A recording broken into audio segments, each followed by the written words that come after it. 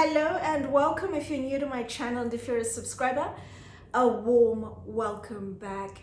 In this video, I'm going to be talking about the 5 holy grail of quiet luxury handbag brands. When I started my channel about 3.5 years ago, the first series I created was entitled Hierarchy of Handbags. I'm going to attach the series above. And when I was putting together the information, the brands I wanted to feature in that series, there were 5 mainstream brands that continually came up, and they were commonly referred to as the holy grail of luxury handbag brands. And the brands were Louis Vuitton, Chanel, Hermès, Gucci, and Christian Dior. But there were 3 of them that consistently also came up, and they were referred to as the Holy Trinity. And they were Chanel, Hermès, and Louis Vuitton. As you know, at the moment, quiet luxury is incredibly topical. And I thought, why not put out there what I think is a credible, a representative list of the 5 quiet luxury handbag brands, the Holy Grail essentially, just to get people's thoughts, get conversation going. But please do let me know what you think of my list in the comments down below. I'm Anesu Sagonda, and I produce educational luxury content for anyone after the finer things, whether you're new to money and wanting to learn how to navigate the terrain, or you're into luxury but you want to focus more on quality under the radar brands, or you're young and starting out in life and wanting to reap the benefits of buying quality from the get-go, then my content is geared towards you.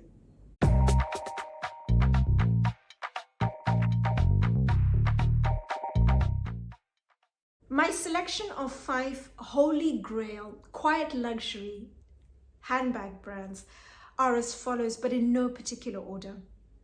Joseph Duclos with the Diane bag, Valextra with the Isside, Moreau with the Moon bag, Delvaux with the Brillant, and then Moynat. I'm going to suggest 2 styles, and that's because Moynat reopened in 2010 after a fairly lengthy hiatus, and from 2010 to 2020 Ramesh Nair was the creative director, and from 2020 to present day Nicholas Knightley took over as the creative director. And what you sometimes find is, once a creative director has been with a brand for a lengthy period of time, they've cemented their position, and I guess it's also a mark of respect to them. They sometimes phase out some of the older styles from a previous creative director or directors. Like we're seeing, for example, with Celine and the classic box bag, they phased out the smaller size, and some of the assistants have said, watch the space, they might at some point phase out the entire style, which is a shame because the classic box bag has been hugely successful, a style for Celine, and it's actually one of my own personal favorites, regardless of it just being a Celine style. So watch the space. But with Moynat, they have carried over a couple of the styles, actually 3 of the styles, Rejane, Gabrielle, and the Gabi from Ramesh Nair's time. And that's because they're hugely successful. They've been hugely successful for the brand. They're iconic styles, and they've carried them over into Nicholas Knightley's reign. So from Nicholas Knightley's reign, I'm going to choose his front-running style, the Flory. And then from Ramesh Nair's time, I agonized over the Gabrielle, the Rejane, but I'm going to go with the Rejane. When it comes to Holy Trinity, I would say corresponding to Louis Vuitton, Chanel, and Hermès on the quiet luxury side, Joseph Duclos, Moynat, and Delvaux. But I always agonize when I think of Delvaux, especially in this Trinity context, because there's another credible, another worthy brand, Valextra. Valextra, whenever I talk about them, I always say they are the front-running Italian retail commercial brand. Their quality, their craftsmanship is amazing. They deserve to be in a higher level of luxury. But when I think of some of Delvaux's styles, the complexity, the craftsmanship that has gone into executing the styles flawlessly, then I'm always left thinking, yes, Delvaux, I'm thinking the Brillant, and then a recent style I've just spoken about, the Lingot, I'm going to attach above. They just confirm the Trinity is definitely Delvaux, Moynat, and Joseph Duclos. But Valextra's one to watch. Never say never. I may one day come back and make a new video saying I've actually changed the Trinity. It's now Valextra, because the quality of their bags is exceptional. But before I compare the 5 mainstream, the 5 quiet luxury holy grail bags, I want to talk a little bit about the different levels of luxury, because it'll help to explain my thought process and justify my brand selection. I'm going to attach above a video where I talk in detail about the different levels of luxury. If you are familiar with my channel, my content, you will know it's a video I often attach to my product videos. If you haven't watched it, please do watch it, because it's an excellent video when it comes to just laying the foundation and explaining the variables at play when it comes to luxury, what makes a product more expensive, what are you paying for, and so forth. It's great at explaining that, and it helps you understand not just my videos, but any videos online. Two of the styles that I've chosen are within your premium core, Valextra and Moreau. Valextra is a brand that's definitely worthy of being in the next level of luxury when you consider the quality and the craftsmanship of their bags. Absolutely amazing. Corresponding from the mainstream side, Louis Vuitton and Gucci. With premium core, it's bags that are priced between £1,500 and £3,000. It's a level of luxury where it's about quality. Quality is the most important consideration when buying from this level of luxury. And consumers buying from this level of luxury, they are price takers. They will pay whatever price has been dictated for the level, supposed level of quality you're getting from this level of luxury. And then the next level up is super premium. That's bags priced between £3,000 and £5,000. Again, I have two brands in here, Delvaux and Moina.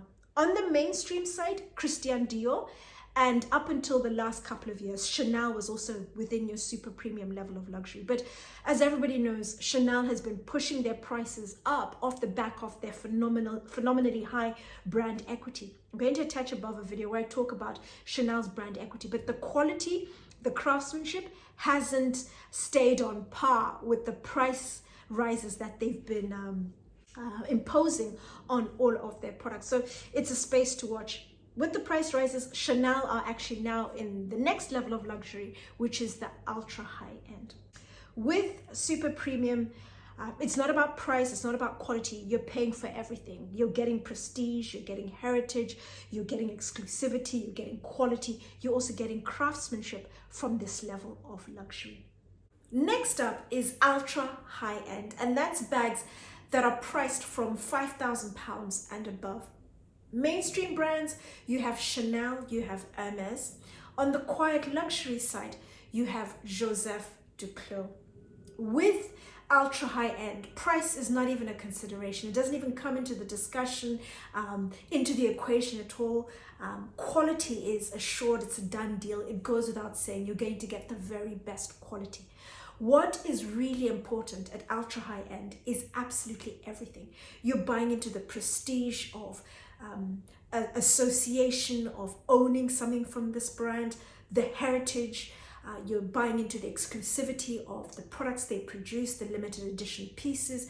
You're buying into the phenomenal craftsmanship, the exquisite quality of the leathers that they used. And of course, you're also buying into service. You're getting service delivered at a very high level, particularly on the quiet luxury service. This is how they differentiate themselves from their competitors. With quiet luxury brands, it's all about the service.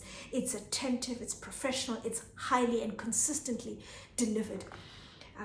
There have been stories, and people know this, of Chanel, Hermès, where service can be a bit shoddy.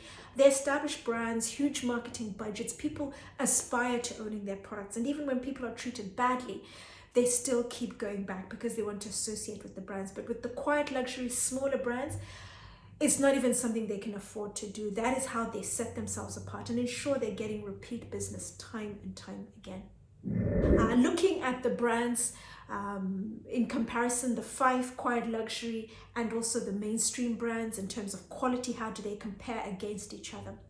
Number 10, I would place at the bottom Chanel with their classic flap. Don't need to go into any more detail, except everybody knows, and they're talking about Chanel's drop in quality, the rise in prices. The two have not been able to stay on par.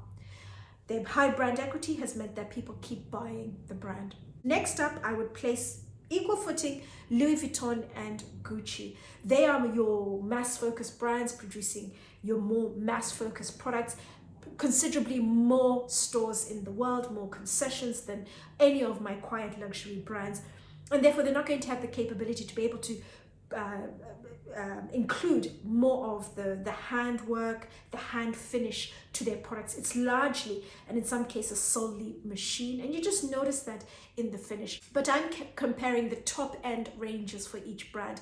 Gucci, I'm talking bamboo, the Diane bag.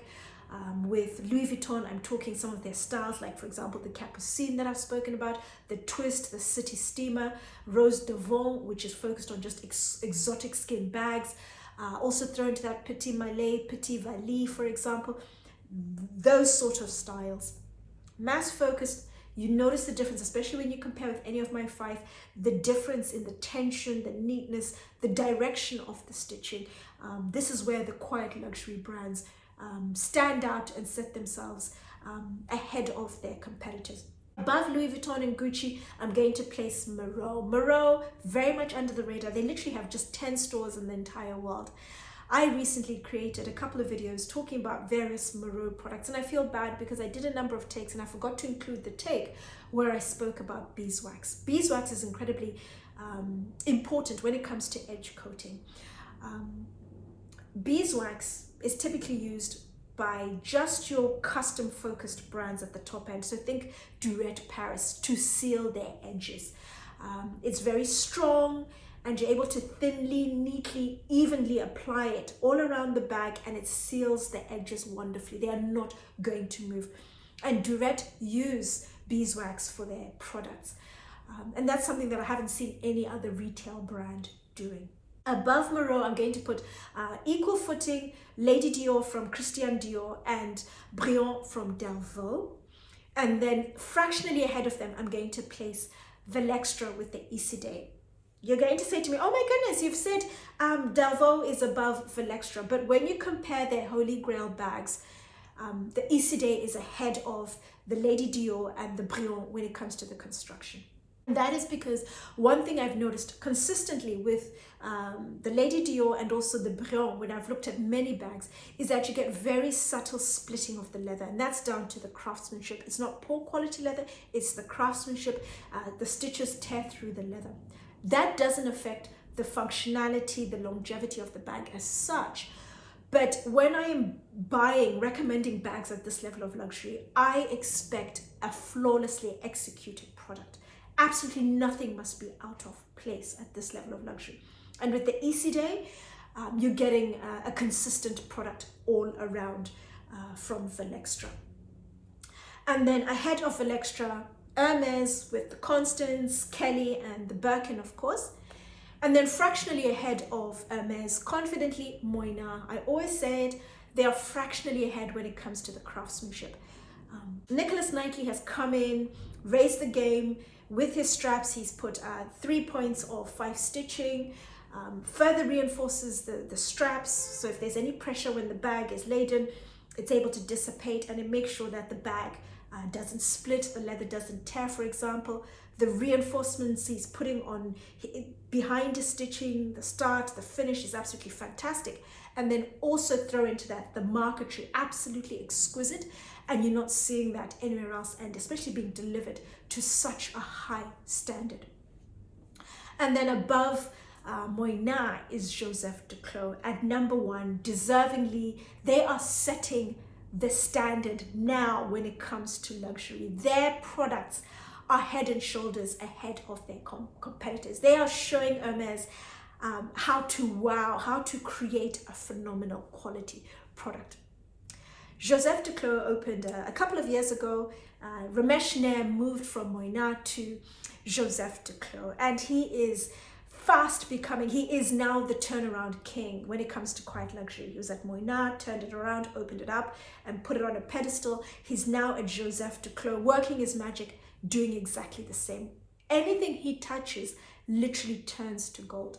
When you look at the Diane bag, any of his bags, but in this context, the Diane, it is absolutely amazing.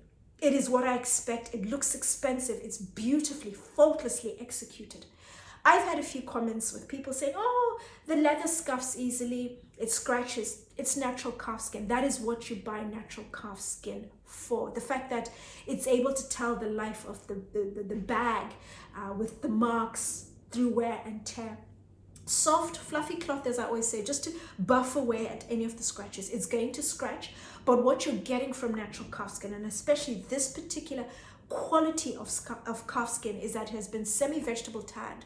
So they haven't stripped the natural oils from the hide, so it's still able to develop the patina. And that's what leather's about, the patina. As it ages, it develops a beautiful patina. It very gently darkens and develops a very subtle sheen, coupled with the scarves, which you can buff away from time to time. And that is the Diane bag in all of its entirety, and why people buy into it. It's a phenomenal bag. If you have Hermès level money for the Birkin and you don't care for the hype, like I always say, you're going to get more value for your money when it comes to the quality of the leathers, the craftsmanship. The bag looks expensive. It stands out for all the right reasons. I'd love to hear your thoughts on how you think my selection of the 5 Holy Grail quiet luxury compared to the mainstream. Would you add any? Would you take any away? What are your thoughts? As always, please let me know in the comments down below. To all my wonderful subscribers, thank you for watching. And if you haven't subscribed, please do. And I look forward to seeing you all again soon.